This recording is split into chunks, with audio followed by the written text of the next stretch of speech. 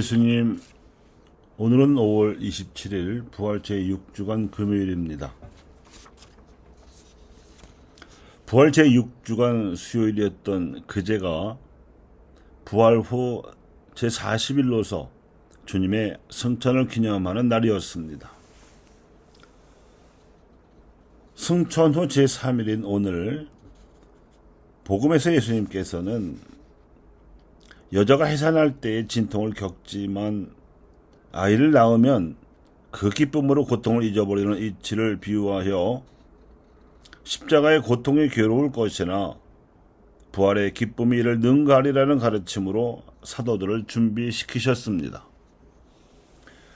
과연 이 가르침대로 고린토에서 복음을 전하면서 여전히 현지 유다인들로부터 핍박을 받던 바오로와 그 일행은 부활하신 예수님의 격려를 받아서 1년 6개월 동안 사람들에게 하느님의 말씀을 가르치며 공동체를 건설하였습니다.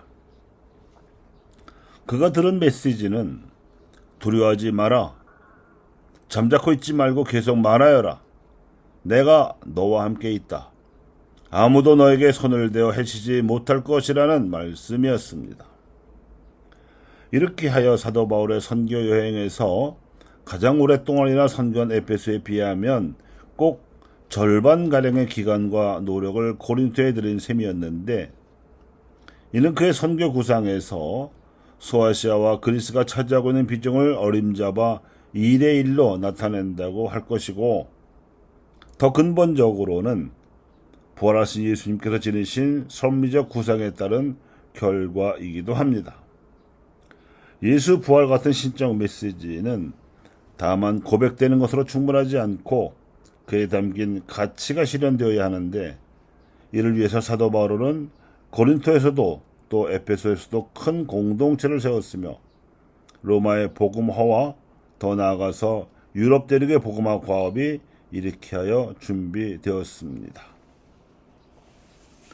복음화는 하느님께 대한 신앙 고백, 그리고 부활하신 예수님께 대한 증언이라는 가치가 실현된 결과입니다.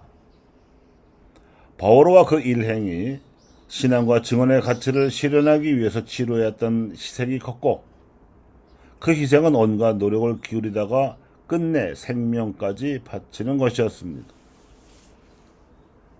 알지도 못하는 신들에게까지 예배를 드릴 정도로 신에 대해 무지하던 그리스도인들에게는 창조주 하느님과 부활하신 예수 그리스도를 깨우쳐 주어야 했고, 이미 오래전부터 조상 대대로 계시된 신앙을 물려받았으나 부활하신 예수 그리스도에 대해서는 단단히 오해를 하고 있던 유다인들에게는 예수님께서 오해받으시고 끝내 십자가에 달려 들어가신 그 길을 고스란히 따라 걸으며 십자가를 보여줌으로써 그 메시지의 진정성을 증거해야 했습니다.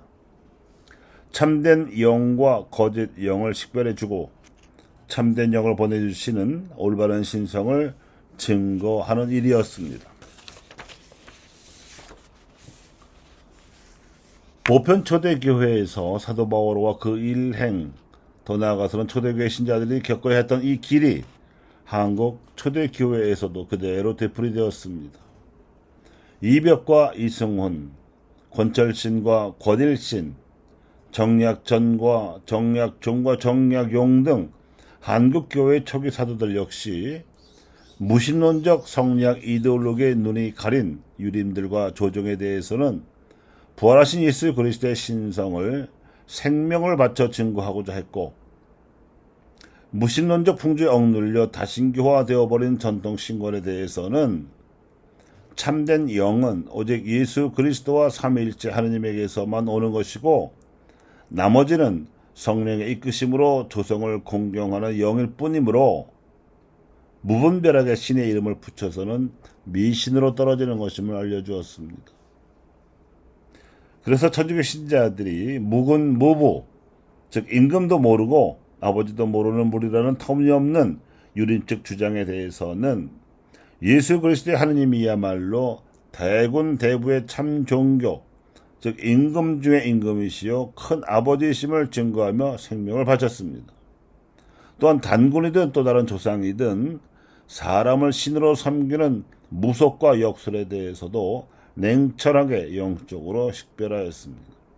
즉 조상은 공경의 대상이지 숭배의 대상일 수 없으며 단지 그 오랜 옛날부터 우리 조상들이 하나님을 숭배해왔으며 그 제천의식과 천선의식을 올바로 계승해야 함을 가르쳤습니다.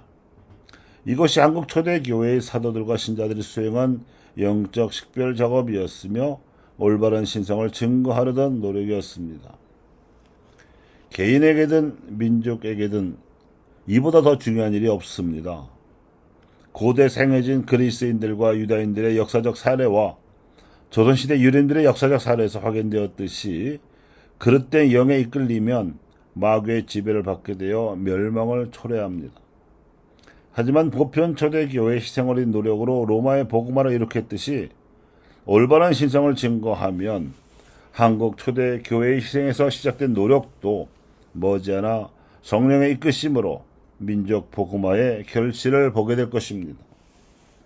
그러므로 영의 식별과 신성의 증거라는 사도적 활동은 우리 신앙 선조들을 이어받아서 우리가 계속해야 하는 선교 활동입니다. 승천하시어 하느님 오른편에 앉으신 예수님께서 사도 바울과 그 일행에 내려주신 격려의 말씀은 시대와 공간을 초월하여 활약하시는 성령께서 우리 교회에 주시는 메시지이기도 합니다. 두려워하지 마라. 잠자코 있지 말고 계속하여라. 내가 너와 함께 있다. 아무도 너에게 손을 대어 해치지 못할 것이다. 아멘.